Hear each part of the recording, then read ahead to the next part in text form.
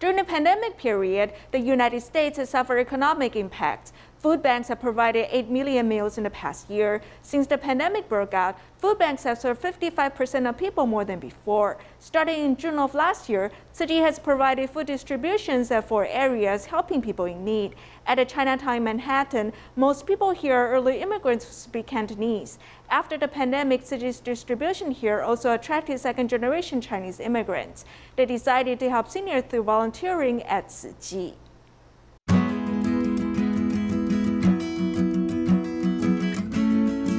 I grew up here in New York City. You know, this community in Chinatown has given a lot for me. Truly find this to be an incredible opportunity for me to give back. A second-generation immigrant, Rosanna comes here 2 times a week to partake in the food distribution in Chinatown. A group of Asian colleagues also followed her to do community work, especially after the pandemic. 1/8 of the people in the United States are facing starvation. I am very fortunate to be able to do what I do and have a job.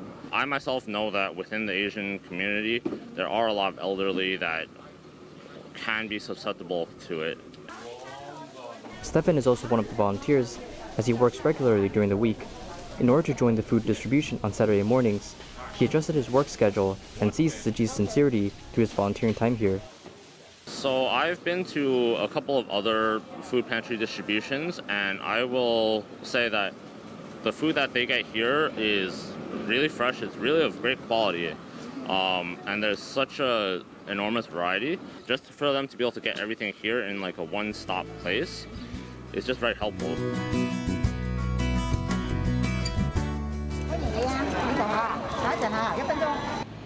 Tzu Chi has been providing 300 packages of vegetables to the local community 2 times per week. This started last year in June, and it has attracted many second-generation Chinese people to volunteer. I love being able to, see, the people that we serve. All of the things that the community has donated back to, the people who are in need. So that's why I'm here.